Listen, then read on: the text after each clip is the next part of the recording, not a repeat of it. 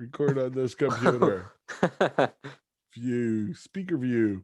So I wish, like I only, in speaker view, I only get you guys speaking. Let's go to full screen. Let's go to full screen. Full screen. Woo! Okay, now. Okay. Lots of things to do today. 403.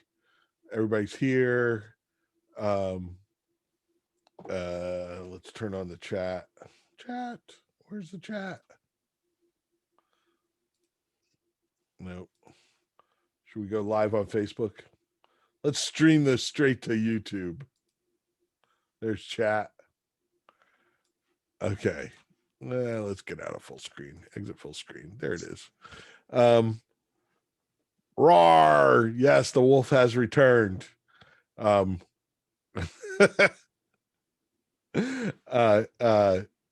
Professor Smith's 4-year-old still runs up to her meetings and say, is the wolf there? Is the wolf there?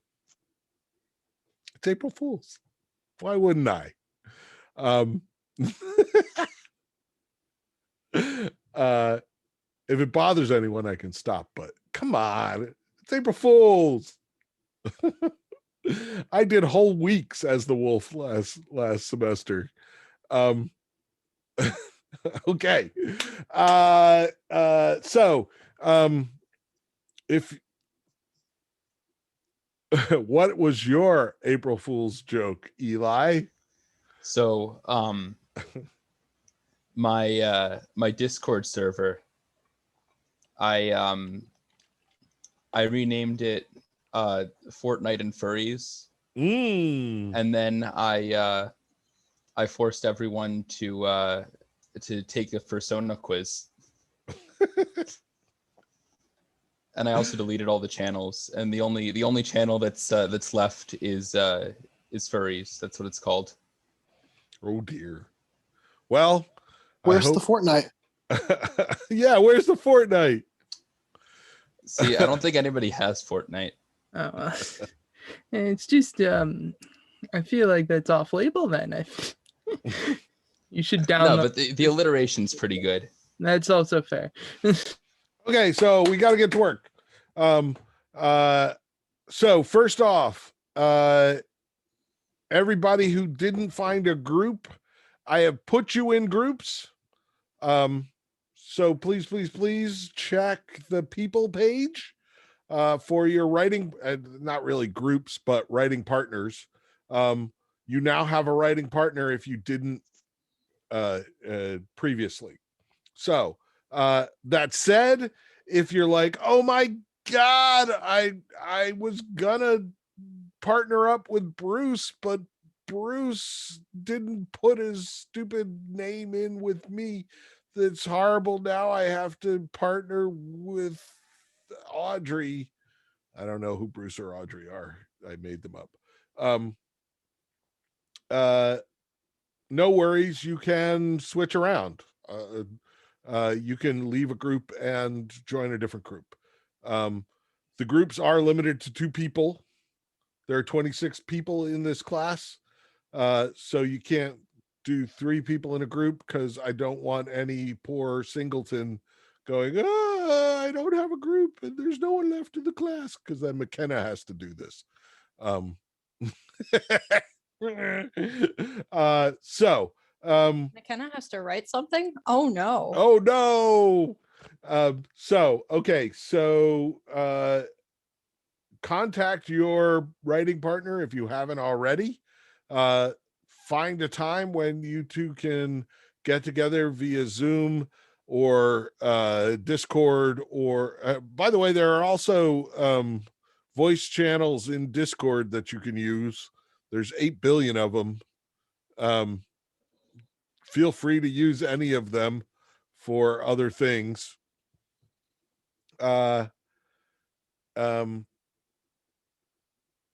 And talk through making these characters.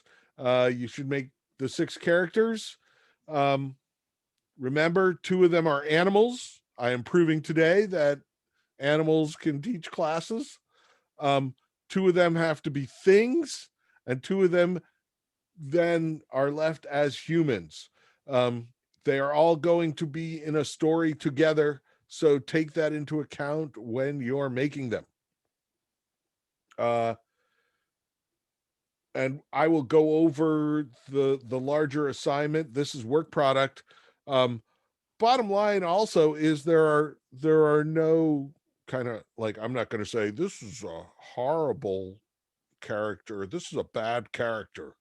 I'm going to check and make sure that there are 2 animals, 2 things, 2 humans, and that there's a reasonable answer to each of the questions, and give you credit for it. I am not judging you on your artistic merits and your writing chops on this.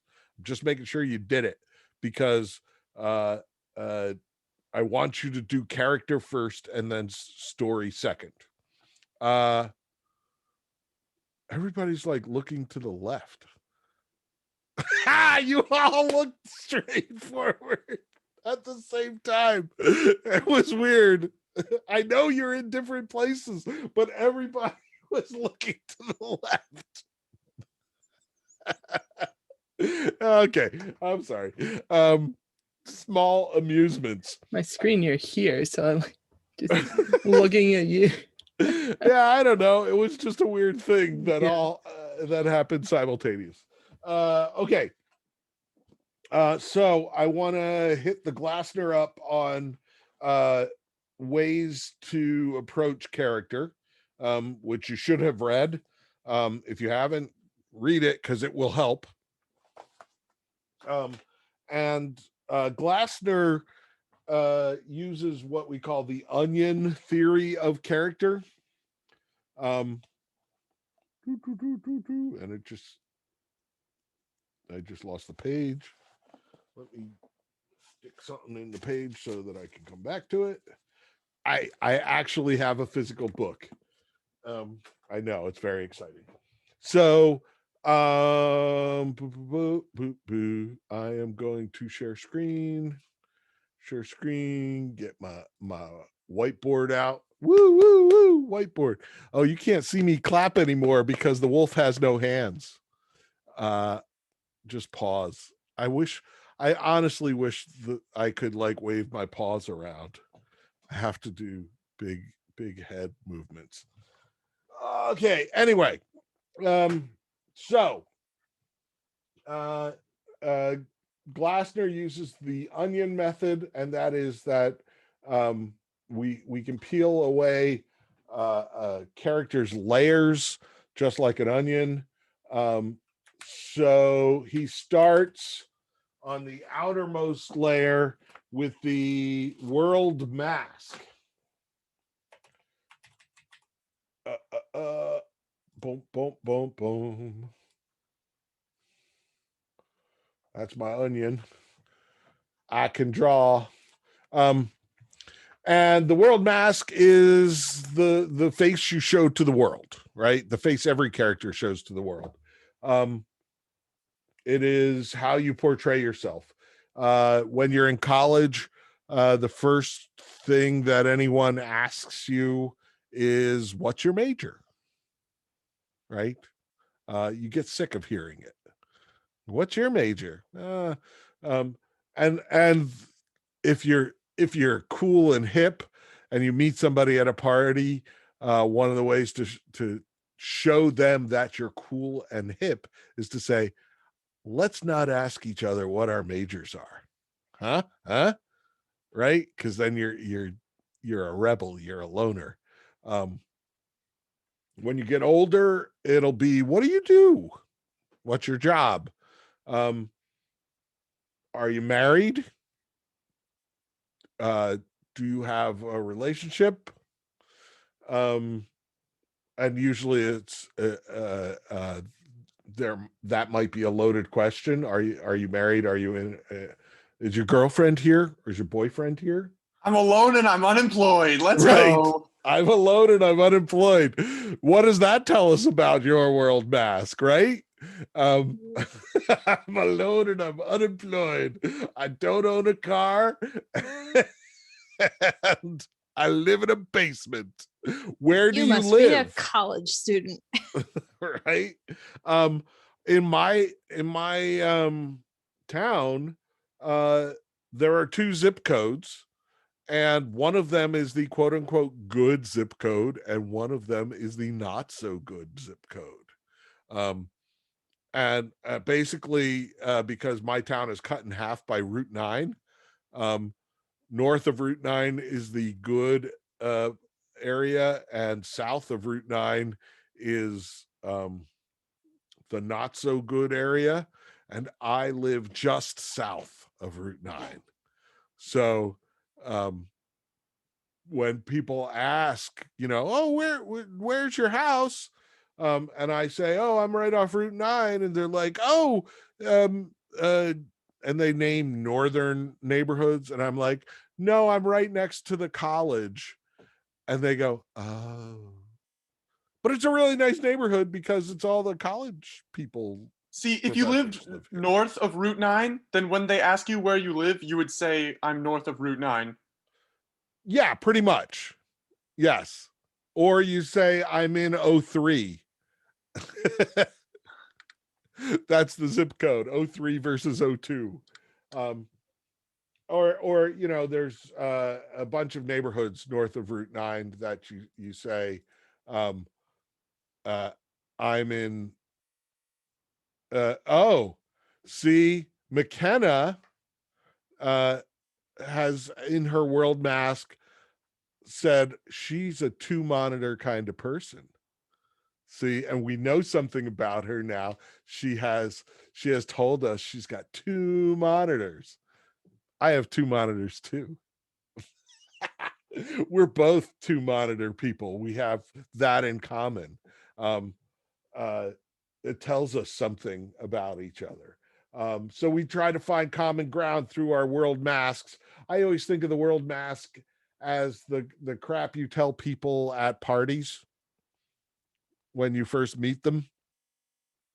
And honestly, I'm mostly bored by that sort of thing. And I don't like parties because what do you do? Oh, I teach video games. Oh, my kid plays those, right? Because I'm old. Oh, and where do you teach? Da, da, da, da, da. And honestly, it feels like I'm recruiting for WPI when I get into that conversation.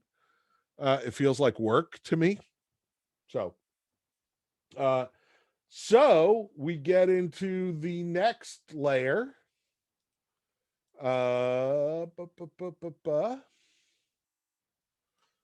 Which is I want to my self-image or your self-image, because the people at the parties who are asking what I do, and then I start telling them about WPI, they don't care. Oh wow, somebody has 3 monitors. Wow, David, man. Yeah, are you into esports? No. I have like my laptop, I've got a monitor, and then I've got a Surface Pro dock that I just lock that into. Oh, wow. See, So it's more of Nathan is two like... computer gang. um do you have LEDs in your PC? I may have an RGB keyboard, but that's about it. I'm getting a new laptop this year because it's been 5 years since I've gotten a laptop for work. And it comes with an RTX 3060. Oh, that's nice. I am so excited. It will probably singe the hair on my lap through my pants, but whatever. It'll be worth it. Although laptop versions of video cards are notoriously like you get 60% of whatever the desktop version is. So anyway, so see World Mask. I am Leap Gamer Dude because I know we're talking each other's language. I got an RTX 3060. You're like, whoa. I saw Professor Sutter was posting on Twitter some renders of various Star Wars characters, and somebody asked how much RAM in your computer, and he was like 128 gigs, lol. 128 gigs of RAM. Oh my goodness. Yes. Yeah, just a little bit, just enough for the base. Talk about weird flex. Oh my 28. goodness. I have 16. Like, Same. I've got 32, and that's the highest I've ever seen anyone have. I know friends who have like Yeah. So And I was pretty darn proud too, because I actually like hand upgraded my Oh, I RAM did. from 8 to yeah. 16. See, I wish we're I all- wish I had enough money too. World Making Mask use- self-image here. Yeah. So Making use of my computer engineering degree more than I ever will. Again. are you the type of 128 person who though. builds their own computers, right? I am. Money for it. I've been building would my if I own had money. computer since 1988. No, 1990 was the first time I built my own computer. Anyway, so what is your world mask versus what is your self-image? How do you think of yourself? So you might put on the gregarious, I'm really good at parties for your world mask, whereas inside you're like, oh my god, this is exhausting and I just want to go home, right? The other thing that happens here is the kind of imposter syndrome that you hear a lot about, where your world mask is, I am an artist. I make art, and your self-image is like, I don't know how to do this, but people seem to like it. I don't know. Eventually, somebody's going to call me out on all this crap. I am a writer, right? You know how you become a writer? Say, I'm a writer.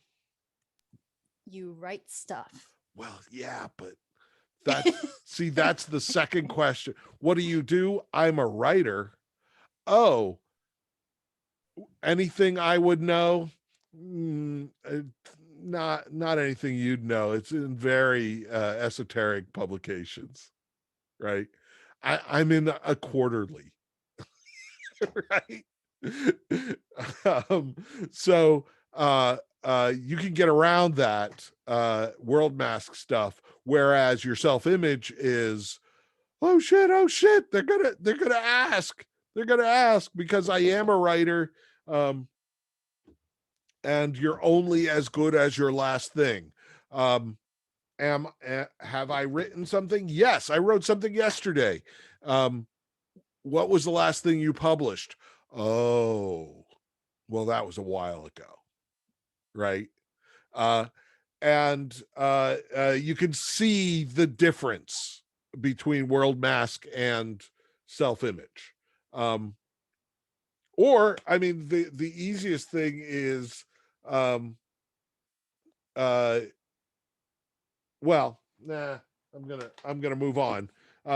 Then the next layer below, because this is where I want to get into that. Self-image, poop, poop, poop, poop, poop, is conscience.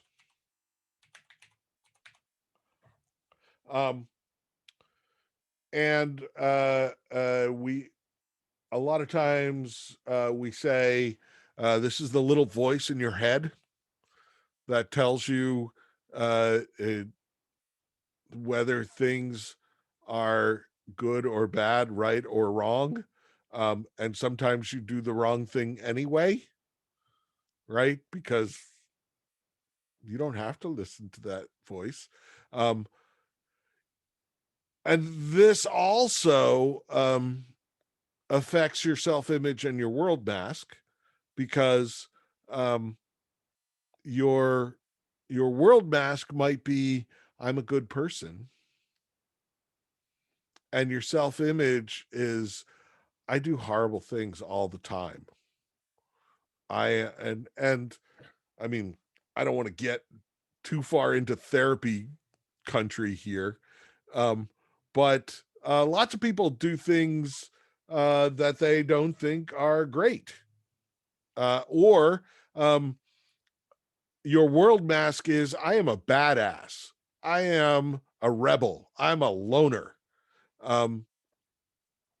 and your self-image is, but I'm a good person, right? I only transgress against things that I think are wrong, right? So yes, I may break some laws, but I only steal from big corporations, right? If I told Amazon that they sent me this thing by mistake, they'd tell me to keep it anyway, so why bother?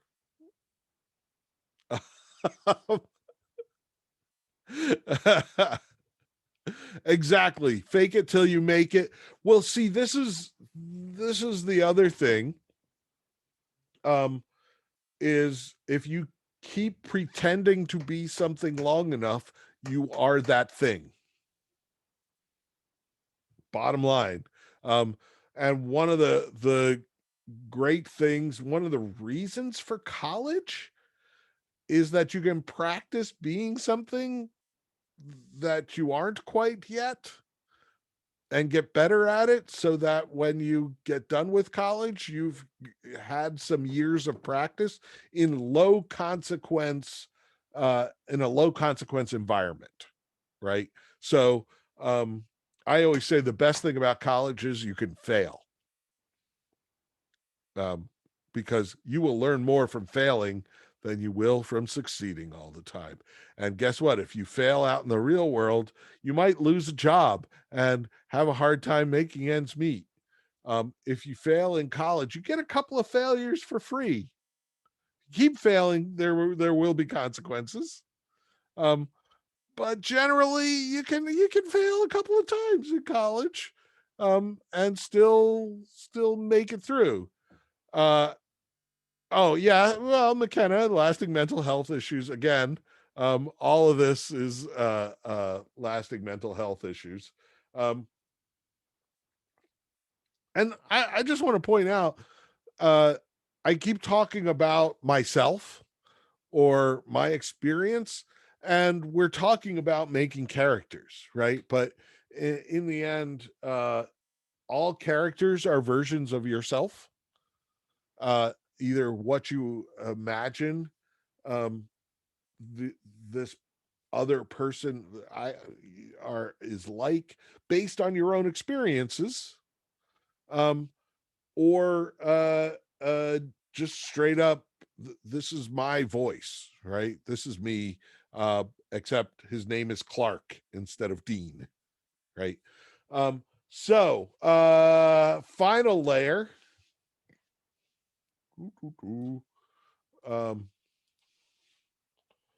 Is true self. And I like leaving this up for most of this, because I'm hoping that this will be the thumbnail for the YouTube. Because I think it's funny. So true self is below the conscience. Maybe what you always thought was right isn't, and what you always thought was wrong isn't. Maybe people change, right? People, and actually good stories are about people changing. One of the questions we always ask when critiquing work is does the character grow and change? How does the character change? It's okay if the character changes for the worse,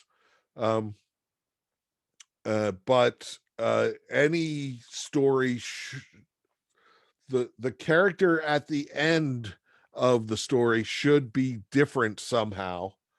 Think about John Book, right? John Book is a different person at the end of that movie. You know what? It occurs to me that I didn't get to Act 3 in Tuesday's class. Well, okay. So one of the ways that we get a character to grow and change is to peel away these layers of the onion. To first peel away the world mask and say, what if you lost your job? Right? And you are no longer account executive at evilcorp.co, right? And then you always thought of yourself as artistic, but you really haven't made anything in 10 years. Maybe you're not, and maybe that's okay. Maybe you should give up on that. And maybe all the things you thought were right aren't. And what does that leave us? And if we get to the true self, if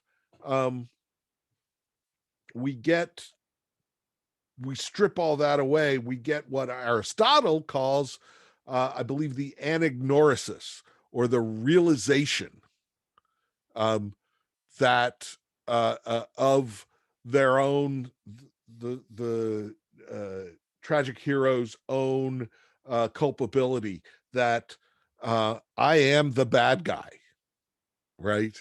I am the person who caused this. No, right? I love the no moment. No. And we've seen it so often that it's used for comedy nowadays. So, okay. That's one way to define character. Let me do a quicker way. I took a writing workshop with the lead writer for WoW, right? And the thing about WoW is they have to make NPCs very quickly and lots of them, right? As the world grew, every quest needs quest givers, quest takers, good guys, bad guys, and so very quickly we have to sketch out a character and move on. So this was an exercise to very quickly get an idea of a character, and it goes back to basics with what he called a one-dimensional character. You have one descriptor for them, right? So the easiest thing is the easiest example, if you've ever seen Forrest Gump, right? Even if you haven't, it's old now, but lots of people haven't. He gets a best friend whose name is Bubba. And Bubba grew up on a shrimp boat in the Gulf out of New Orleans. And Bubba's not too bright, which is why he's such good friends with Forrest Gump, who is also not too bright. But all Bubba talks about is shrimp. And he constantly has this litany of different ways you can cook shrimp. There's shrimp gumbo, there's peel and eat shrimp, there's shrimp on the Barbie, and constantly you talk to him at any point, he will steer the conversation around to shrimp. Aside from that, he's not much of a character. He's a big dumb guy who actually dies fairly quickly. Oh, spoilers. But he is so memorable for his shrimp that they opened a restaurant chain called Bubba Gump Shrimp Company, coming soon to a mall near you, if it's not already, where you can order seafood and shrimp um, uh, from the hit movie, the Academy Award winning movie Forrest Gump. But he is a one-dimensional character. All he's about is shrimp. So if we are going to make a character, let's give a new character a descriptor. Let's see. Trying to think. We could go physical, we could go mental, we could go spiritual. Let's say pained, because my wrist hurts at the moment. So this is a character who is in pain. Well, that's interesting. Kind of. Somebody who's constantly complaining about their aches and pains, or possibly somebody who is constantly disappointed by things that happen in the world. Either way, they are pained. If I was we just had picturing done, an angsty teen, to be honest, when you said that. I'm sorry, Nate, say that again. When you first said pain, I was honestly just picturing an angsty teenager Yeah, who like hates being alive. That sure. Yeah, absolutely. That's a good character. And with one thing to go on, either way we can make that character work, right? We can make an old person who has stiff joints, or we can make a young person who is disappointed in the world. So when we are physically here, I usually start the term out with improv. And we learn about improv. And one of the exercises we do is called mirror compliment, right? Where basically somebody walks into the middle of the room and strikes a pose. And they may be pointing up at the sky, right? And then the next person walks out and they can either exactly mirror that pose and thus stand next to him and also point at the sky, or they could stand opposite them and point at the exact point that the first person is pointing. And both of those are mirrors, and add, because if two people are pointing to the same thing, then that thing is more important. If both people are pointing to the same point from different angles, then there's something that is too small for us to see that is somehow being pointed at. But the other thing you can do is compliment, right? And you can strike a different pose that somehow complements the first pose, right? So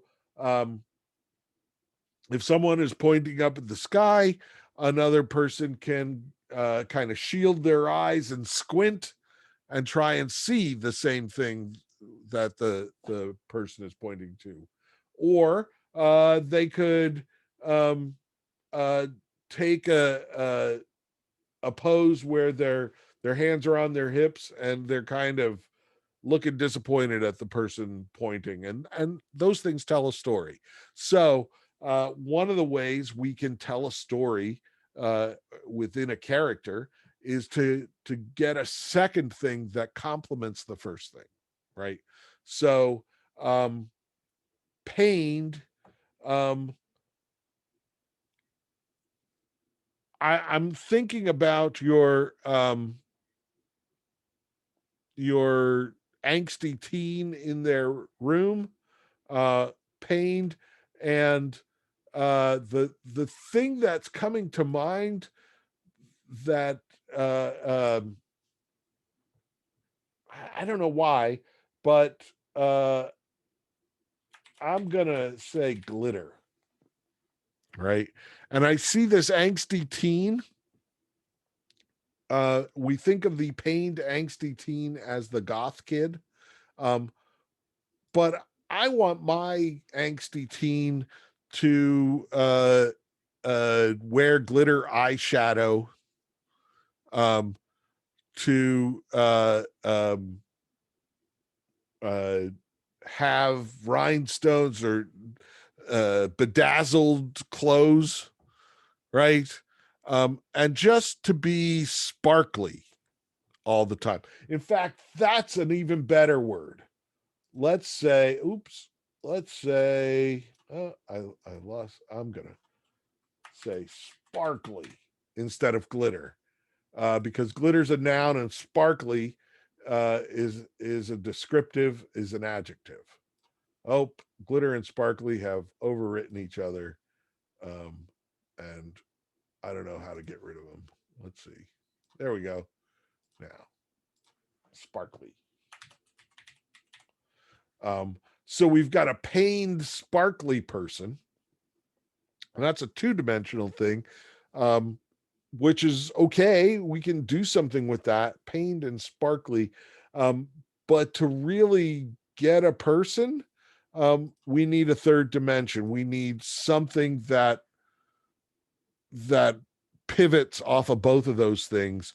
So this is a person who's constantly disappointed in the world and yet is optimistic, or at least their world mask is that I am out there. I am sparkly. I am full of color, right? So Avril Lavigne, yes, Nick. Yes, Avril Lavigne. She's an artist for our time and for all time, I believe. One of the greats. Skater Boy will live in my heart forever. So let's go with a third thing that somehow pivots off of both these, but is not necessarily part of it. And let's say sparkly, pained, and I don't know. Somebody want to give me one? Throw something out there in the chat. Wants attention. I need one word. One word. Needy. Pessimistic. Needy. Netty. Needy. Sparkly, pained, and needy. Okay. And you went with Avril Lavigne. What we can build off of this. This is a person who is young, optimistic, maybe lonely, and wants companionship, but is constantly disappointed by the people that they choose. Look, I'm already telling a story. I think this is a love story, right? This is an extrovert who has a secret, right? The pain of has come from past rejection or past disappointments, and is looking for something new. So out of 3 words, we've got a character and we've got a direction to go. Okay.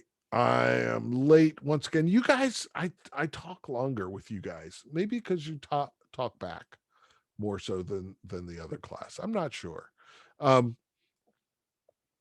Okay, so I want to talk about Tacoma. How do we like Tacoma? I thought it was pretty fun. That was a really good game. I liked it a lot. Good. I liked it. Um, was anybody? It was interesting. Was anybody scared at any point, or at least worried? I see some nods over there. Worried is probably a better word for it, honestly. I did. Just like I think I gave you guys the reassurance that nothing bad was going to happen. Yes, Jaden was worried that they were going to find the bodies. Yeah. Right. Yeah, honestly. So we've seen these stories before. This is a haunted house, right? This is essentially a haunted house. You are going into an empty place and trying to find out what happened here. I really want to replay it in the future when I can really take my time and listen to every bit of dialogue. Feel free, go back. Get all the achievements. I think I'm still missing one achievement because there's like weird things. So one of the achievements is finding the cat in every scene. The cat is in every scene. Yep. The cat hides in nooks and crannies, but the cat is part of every scene. I was so scared that the cat was gonna die. Oh, you were scared the cat was gonna die. Yeah. You know what they say, kill all the people you want, but if the dog dies, I'm out. Right?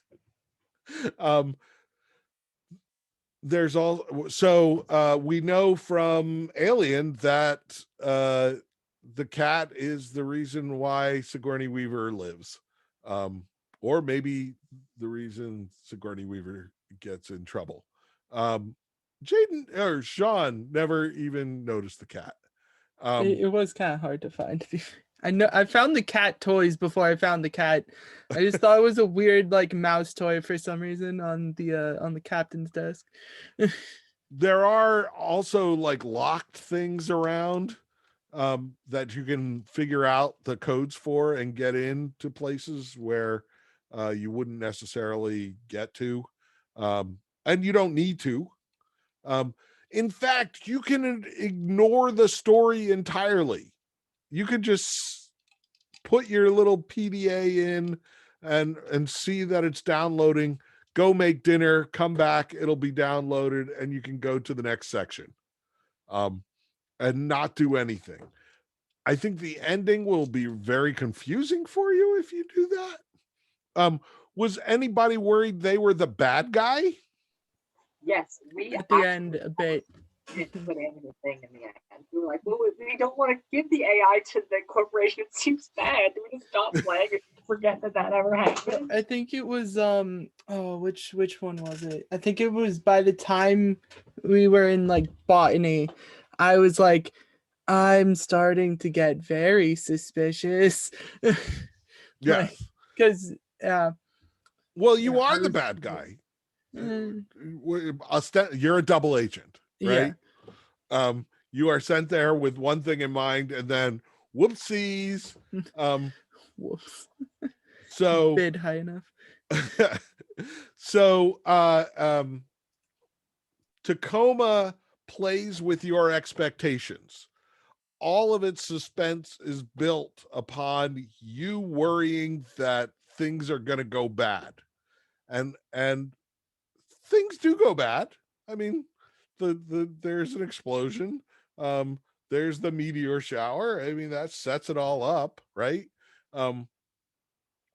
But no one dies, right? Not even the cat. There was a point where I was sure that they'd all be dead in cryo, right? That I'd find all their dead bodies in the tubes, and I'd be like, Well, I thought at least one of them was gonna be dead at cryo. yeah, yeah. And then it subverts tropes, right? And a trope is a kind of building block of story, and there's a website called TV Tropes, that you can go down a rabbit hole of like, oh, this is the villain monologuing is a trope where they have to tell the good person or the protagonist their entire evil plan, right? Or when we were talking about heists, right? There's the trope of the rogue who's been wronged. So in order to get justice, we must steal the bad guy blind. And then there's the trope of putting together the team of misfits and crazy people. And then there's the stand around the blueprint and go over the plan. And then there's the things go wrong. And then there's the trope of everything that went wrong was planned that way, right? These are all heist tropes. So in a haunted house, the idea is the tropes are, or even haunted station, is that it's deserted because people died, right? And my God, what are these holograms but ghosts, right? In a haunted house, this would be ghosts that we'd be watching play out their past. And the whole point is that there is a sad story here, and that is why these ghosts are trapped here. And in discovering their story, we will understand how to put things right, and in putting things right, we will release their ghosts to a better plane of existence, right? That's the pretty much the haunted house trope. At the same time, those ghosts are dangerous and deadly, right? Because if the ghost notices you, they eat your face, or they drive you insane, or they trick you into drowning yourself or throwing yourself off the top of a building. So those are all haunted house tropes. And the funny thing is that the original science fiction horror movie Alien was thought of as an amazing subversion of haunted house tropes by saying, what if a haunted house but in space, right? And that was 79, I think. So since 1979, and there have been haunted houses in space before that. Forbidden Planet is a haunted house, haunted planet, I guess. But since then, we've had so many stories of bad things happening in space, that the idea of here is a crew, right? Here's a crew of this spaceship, this space station. We kind of expect them to get picked off one by one, right? We're like the guy who says, I'm gonna go into cryo first, it'll be okay. You guys go on the rocket. We say goodbye to each of them as they go into cryo, and we think, because 2001, 1968, I'm spoiling a 1968 movie for you. All the astronauts in cryo die. cryo is where you go to die because you are helpless and the badness is outside of cryo. Same thing happens in the latest Alien movie. Don't ever go in cryo. It's where you die. So that, what's the name of the company? The Fulbright Company. This is their second game where they take tropes and they subvert them. So in their first game called Gone Home, if you liked Tacoma, go play Gone Home. It's cheap or free just about everywhere.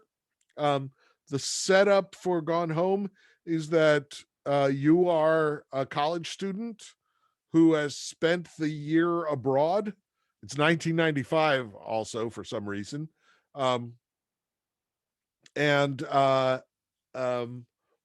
you were away in Europe, you know, running around France or whatever junior year college students do, your mom got a new job and inherited a house.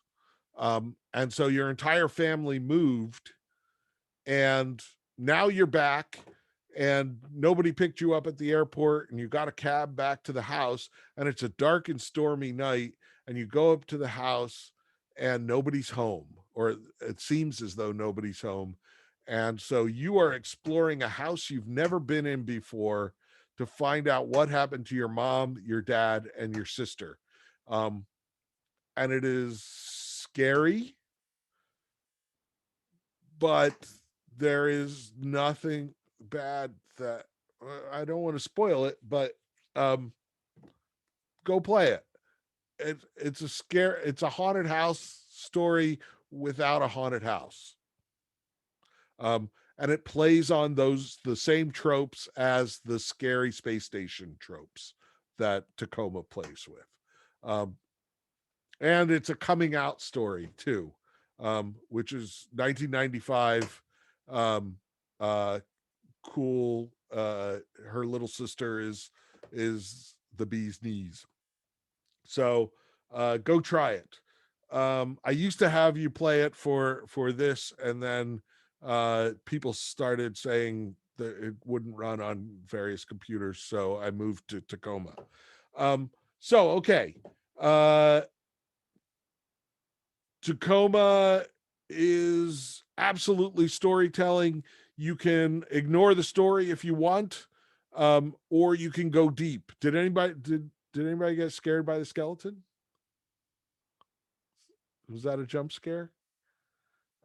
Somebody in the other class said that was a jump scare, and they were mad that I didn't warn them that there was a jump scare. And I'm like, Wasn't it in like the doctor's closet? yeah, you open How a is that closet and there's a you have to skeleton go- there. You have It to go doesn't search. jump at That's you. so. It's searching for it, and it's like it's a doctor's office. She's probably Yeah, gonna have one There's lying a around. skeleton there. Oh no. Somebody was scared in the other class. Okay, so now you know how to approach the 6 characters. Get on that. Remember, it's due tomorrow night at midnight.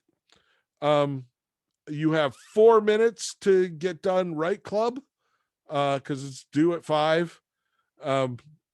Oops, should have said that at the beginning of the hour. You've all done it. It's fine. Quiz is due, I think, tomorrow night at midnight. Tomorrow I will get DMs. You said it's due at 5 in 5 minutes, Yeah, It's what as opposed now? to in 7 hours. Oh, I think so. Okay. Wait, let me check. I was pretty sure it was due in 7 hours. Let me check. Assignments. Let's do it 5. DO2. Just write them Do it. quick. Yeah, it's due at 5. You know what? I'll change it. There you go. I'm nice. Edit. thank you. Wait, come on, edit. Yeah, you would have gotten an assignment at 5, but it would not have had 6 characters. It would have had 4. No, it's not the characters. It's Right Club. It's Right Club. The Jane title Austen. for Jane Austen. Ooh, I'm okay. Yeah, that one. Yeah. Okay. Yeah, makes sense. Okay, I will make it do. I'm not. I'm gonna make it do at 11:59. Done. Wait, why is this? I'm gonna get rid of that available.